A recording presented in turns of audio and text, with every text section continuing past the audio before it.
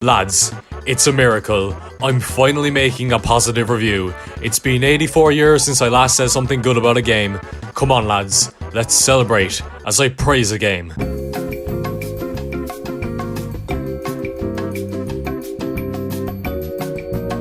Little Nightmares 2 is solid, majestic, impressive.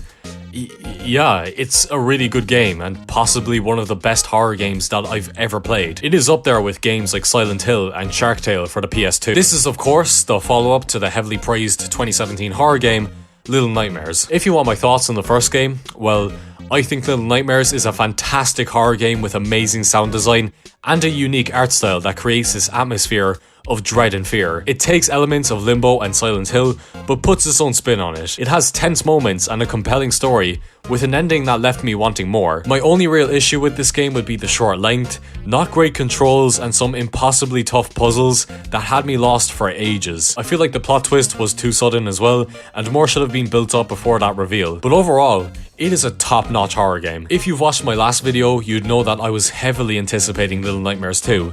I was hoping Tarsier Studios would build upon the formula and plot, as well as keeping that atmosphere which made the first game such a tense and unnerving journey. And they delivered, which is why I think it's near perfect. Yup, me and clickbait go hand in hand, don't we? I'm sorry, please stick around. How about subscribing with notifications on? And everyone has stopped watching. I say near perfect because there are a few complaints that I have with this game. Nothing that would ruin the overall experience, but complaints nonetheless. First of all, that hefty price tag. Now, Little Nightmares 2 is a little longer than its predecessor and offers more replayability, but still not worthy of a €30 price tag.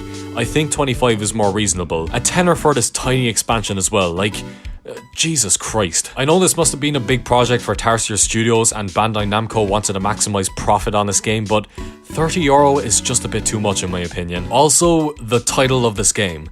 Little Nightmares 2 implies that this is a sequel to the first game, when it isn't. This is actually a prequel, which I didn't mind because I did really like the story. It's just that adding 2 to the title suggests that this is a sequel and misleads the audience more than a Kipster video does. Alright, who put that in the script? It's like if Lucasfilm labelled Star Wars The Phantom Menace as Episode 4. With a title like that, it would mislead the audience and leave them confused for the first half an hour, just like I was with this game. All you had to do was have a subtitle like Origins or Beginnings so the audience would know that this is a prequel. Save the number 2 for when it's an actual follow-up. I don't know why everyone at Tarsier and Bandai Namco thought Little Nightmares 2 was the perfect title for a prequel. But anyways, I'm going off on a tangent, so let's get back to the main point. If you thought Little Nightmares was a good game, well, this game completely knocks it out of the park. It improves on everything that was good about the first game, and a lot of that can be seen in just the first chapter. In Little Nightmares 1, you usually walk through one location in each chapter, such as the kitchen. In Little Nightmares 2, you go through a forest, a house, and a bog. In one chapter, not 3. These chapters feel more fleshed out because there are many distinct areas in each one. It's impressive how one chapter feels like an entire journey rather than one step closer to the conclusion. These expanded upon areas help with the pacing as well, I think. In my opinion, Little Nightmares 1's pacing was too quick.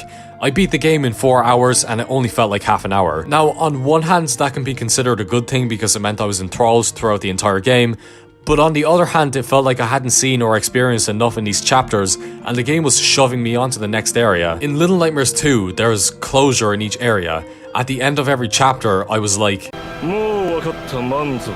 so much happens within 1 hour of each chapter that it genuinely feels like you've played 5 hours of Little Nightmares 2.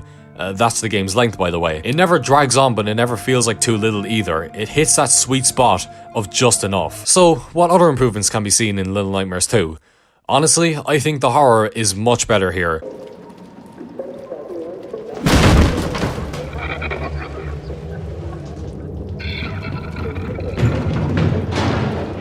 Like, it was already good in the first game, but I think there was better execution here. That mysterious opening with the door, that uncomfortable feeling as you walk through the forest with some creepy entities thrown in, that brief but tense moment when you're running from a log, the sudden fright you get from the bear trap. This all happens in a third of one chapter. Little Nightmares 2 has some incredible moments when you're on the edge of your seat. The teacher has to be one of my favorite minor villains, as she has a frightening design and is the MVP when it comes to tight and terrifying situations. In the classroom, the fear does not lie within getting caught, although that does lead to her going sicko mode. The fear lies within the anticipation of getting caught as you sneak across the room, hoping it doesn't end up like that. Now, in Little Nightmares 1, when you got out, that was it, you escaped, good job. Little Nightmares 2 looks at this and says, escaped? Nah. Right when you're about to sigh with relief, the game throws you into a chase scene, once again making you shit yourself as you run for your life. This game does a wonderful job at subverting your expectations. Tarsier Studios knew they could not make this game predictable, as it is sort of a fault in the first game and would have definitely hindered the scary parts of this prequel. You know it's a good horror game when it still catches you unready. The TV, for example, when I first saw this I was like, what in God's name is this? What the fuck? I love this. I love it when a horror game whips out a wild card because it completely throws the player off. It's a lot harder to be weirded out in a horror game because you always go into these games knowing that some oddball shit is gonna happen. Tossing in this unpredictable stuff keeps the fear and uncertainty fresh, and not enough horror games do this stuff, which is unfortunate. Little Nightmares 2 keeps up with this unpredictability by having hands and mannequins chase you instead of the usual character with a grotesque design. Sure, you could claim that the wholesome 100 chonker is the minor villain of this chapter, but all he really does is chase you for the last 15 minutes. The dark and uninviting areas with the mannequins are the main highlights in this chapter for me. I actually came across a comment claiming that they wanted to refund the game just because of this moment, and I don't blame them.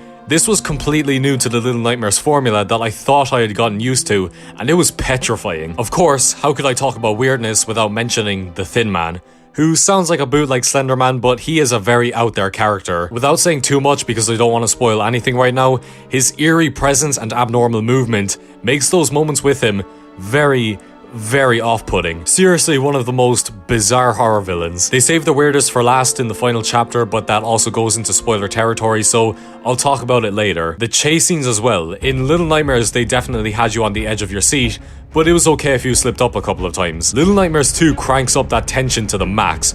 Precision is key in these chase scenes. You cannot mess up or else you are donezo. So not only are you clenching your ass as you run away, you're also sweating as you try your hardest not to make an error. There were moments where you were barely ahead of what you were trying to run away from, and that adds to these stressful scenes. I'm surprised I've gotten this far without mentioning I can't even put into words how good the sound design is. Holy! Most of the dread and fear comes from the sound alone. Hearing the hunter walking into the house was enough to make me nervous. The fuck? You can almost predict something bad is about to happen from the sound heard off in the distance. The uncanny noise is definitely at its best in the hospital. Sorry, I just love that location so much. This preternatural location is already creepy, but the background noise makes it superfluous. And I don't mean that in a bad way, because all of these disturbing aspects are there to keep you terrorized. The music as well, ugh. There are so many things that make the horror breathtaking in this game. We're white! Anyways, it's super well composed and adds to the strain of these chaotic chase scenes. Also, these moments when you're traveling to the next section. The music is phenomenal here.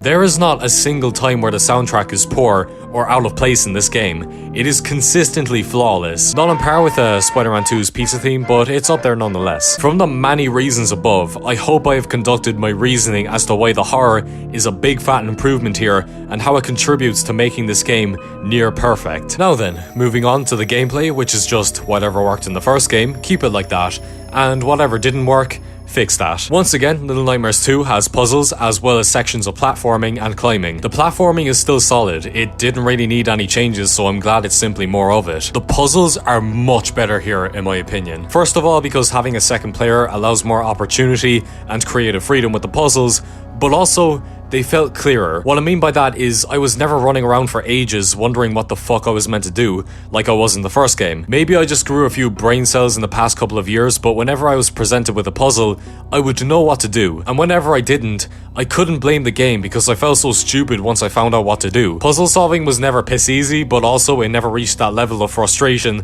like it did in the first game sometimes. It strikes that perfect balance for me. Once again, the stealth is very firm. This moment in particular is incredibly tight and daunting. It's not like Outlast where it's just hide in a locker until your man goes away for the entire game. Little Nightmares 2 has a formula that they use over and over, but they change it around each and every time to keep up the tension. The only real noticeable difference in gameplay here is the fighting. Yes, you are not totally helpless when being attacked. If there's a bully running at you, smack him on the head with a hammer. If you want to avoid a handjob, smack him with a hammer. It's a nice change of pace that keeps you on your toes. The depth perception is pretty awkward because of the fixed camera, but after playing so much Crash Bandicoot, which also had the same problem, I got used to this pretty quickly. It didn't bother me that much, but I can definitely see why some people hated it. However, like I said just there, I think it's a nice addition. The controls are much better here as well. There's not a huge delay in your inputs and they're always responsive. This is a very good change because if we still had the okay at best controls from Little Nightmares 1, the chase and fight sequences would have gotten very annoying. Overall, the gameplay is solid and lacks obnoxious aspects. It's yet another reason why I would consider this game to be near perfect. Graphically, the game keeps up with these stunning visuals. The unique art style will ensure that this game remains timeless and not ages poorly as most games do. These distinctive graphics make some locations so appealing to look at. The monstrous designs of each minor villain are better here and make them even more terrifying. That attention to detail in this dark and dystopian world makes this one of the best games visually. Last, but certainly not least, the story. For now I won't spoil you with anything, but I'll give you a heads up later on. God, the story is so good in this game. Once again, not a single word is said in this story. It is all told visually. This time you play as the character Mono. Six is also here, but she's nothing more than an ally in this game. Watching their journey through this city and the people that they encounter is just as compelling as it was in the first game. Six is not with you for the entire game, but you'll still get these cute scenes of their chemistry and friendship. It's a compelling duo, and while they're not on par with Joel and Ellie, following them is still a fascinating experience. Okay, spoiler time. Skip here if you haven't played the game yet.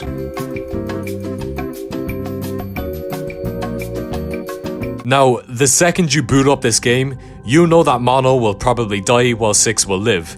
So it's not about the ending, but more about the journey. One thing I really like about this story is how they build and further antagonize Six's character. She shows signs of her psychopathic behavior, such as when she viciously kills a bully, or when she casually sits by the stove after you burn the fat fiend alive. Meanwhile, Mono has these weird encounters with the TV until the Thin Man pops out, takes Six and chases you. As I said earlier, his abnormal movement and presence is repellent. He's oddly scarier than the other villains because of this. The game still finds time for you to empathize Mono in between this chase. This poor kid is simply trying to escape this hellhole, and watching him struggle to walk and climb the ladder is saddening. Dread is at its peak when you see the Thin Man approaching. Poor Mono slumps onto his knees as the feeling of defeat overwhelms you. At this point, you would assume that this is how Mono meets his demise. But then, the glitched remains you interacted with, the weird TV powers, the last bit of hope you're clinging onto, it all comes together and you are able to take out the Thin Man.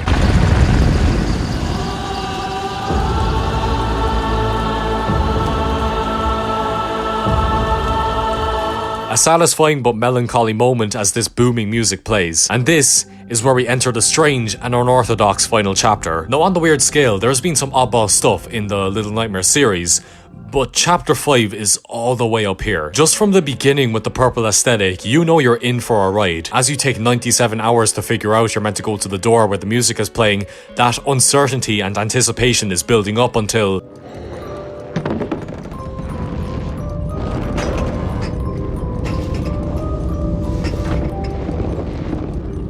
This deformed version of Six is on a new level of grotesque design. Her hunched back, lanky figure and heavy breathing is so... You're so accustomed to her tiny size that it's terrifying to see what she would look like as a regular being. Regular in big fat quotation marks. Just like at the beginning of the game, she's playing with a music box. Also like the beginning of the game, you have to break that box to free her.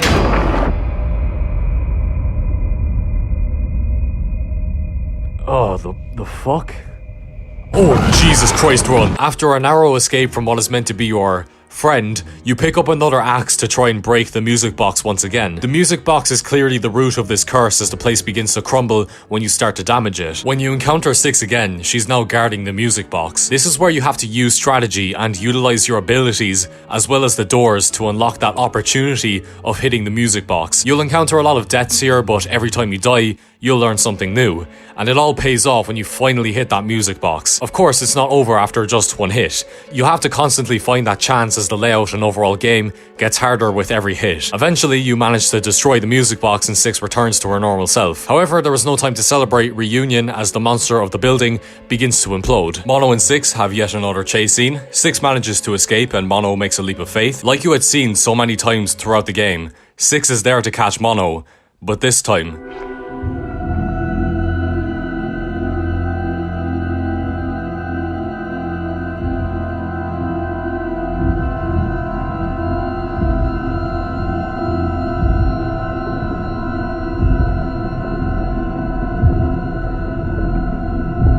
God, this is such a devastating moment. Obviously, I knew Mono would not board that ship with 6, but it's still upsetting to see how his fate unfolded. He does not die from that, but while sitting on this chair and surrounded by this monster, he accepts his fate. As he sits on that chair while time passes, he slowly grows older and taller until it is revealed that Mono is the Thin Man, and he is forever stuck in this time loop where he tries to save himself from 6, only to fail each and every time.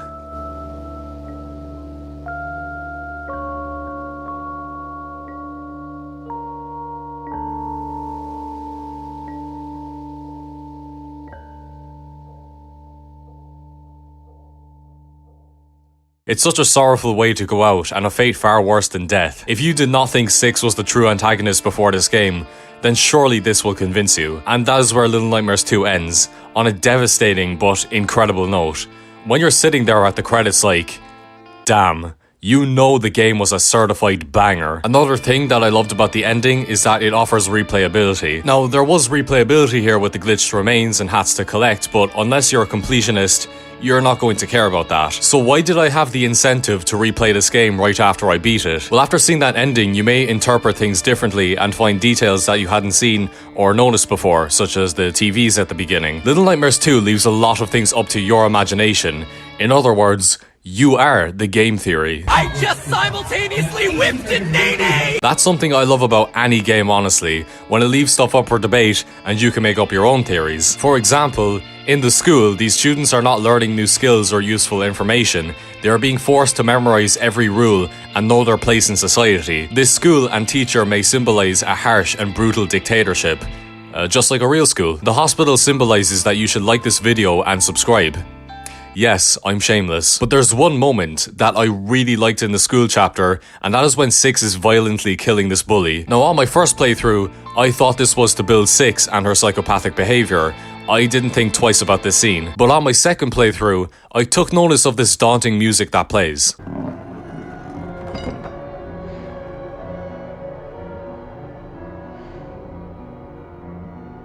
Now, this music could just be there to give you a heads up on the upcoming teacher encounter, but I like to imagine this music is playing to warn you about 6. It is telling you not to trust this person. That, I think, is a good example of the game allowing you to interpret things differently. Also, if you collect all of the glitched remains, you get a scene of 6 finding a poster for the ship, neatly tying the events of Little Nightmares 1 and 2. This amazing journey, the devastating ending, and the room for interpretation all adds up to a fantastic story. I really hope they can conclude this arc in the third game. However, Tarsier have said that they are no longer doing Little Nightmares, so this series will probably end up like Silent Hill. Shit. And that's all I have to say about Little Nightmares 2. Not only is it a must-play horror game, but it's a huge leap forward for the series with some big improvements. Expansive chapters, unpredictable and terrifying horror, exciting gameplay, beautiful graphics, and an incredible story. I'm struggling to come up with any serious complaints. Any that I have are just minor and or petty. This is one of the best horror games that I've ever played, and I wouldn't be surprised if this is to end up being my game of the year. Please play this game when you have the chance. Even if you don't like horrors, you should find enjoyment out of the Little Nightmares series. It is far better than these horror games anyway. Overall, I give Little Nightmares 2 a 9. After 2 playthroughs, I can without a doubt say it deserves that score. Unfortunately, it doesn't quite reach a 10 because Shark Tale is scarier. Thanks for watching my video, and holy shit. Boys. 2K. Wait. Lads, alright. Thank you so much for 2k. Like what, a month ago I was happy with 900 and now we're here. It's about as insane as Onision's mental health. If you're new around here, you should join the club by liking this video, hitting that subscribe button and turning on notifications. It is highly appreciated if you do that. Make sure to stay safe and I'll catch you in a bit. Subscribe.